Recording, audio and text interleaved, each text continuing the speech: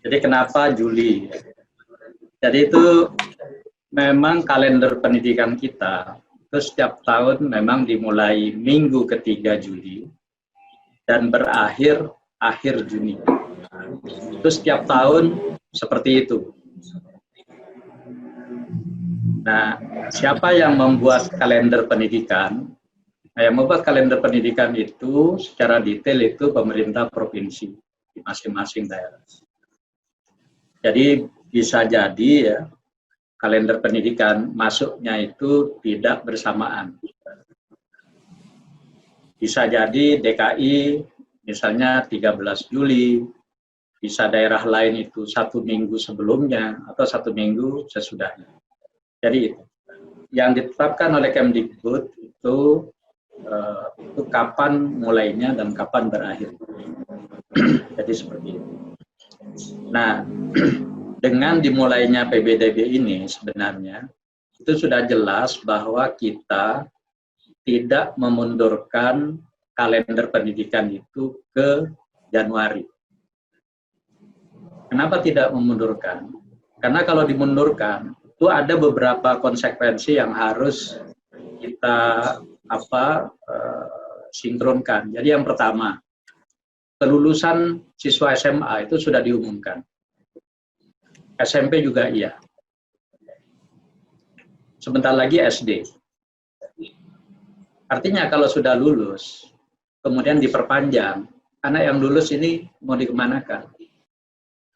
Termasuk juga perguruan tinggi itu sudah melakukan seleksi ya. Ada yang SNMPTN dulu yang sudah seleksi awal, kemudian nanti bulan Juli itu akan ada juga SBMPTN. Jadi ini harus sinkron. Nah, tahun pelajarannya mulainya itu tetap sama, tapi pola pembelajarannya itu yang mungkin akan berbeda. Nanti tanggal 13 Juli itu kan sebenarnya Senin minggu ketiga.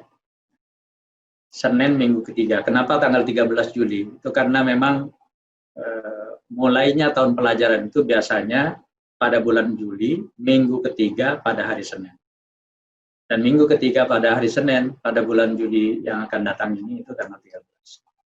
Jadi itu yang terjadi. Nah, kemudian seperti apa pembelajarannya?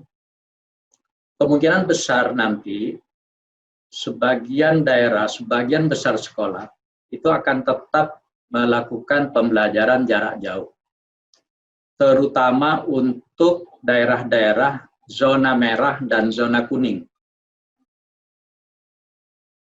Kemudian yang kedua, pembelajaran tatap muka itu kemungkinan itu akan dibuka di zona hijau.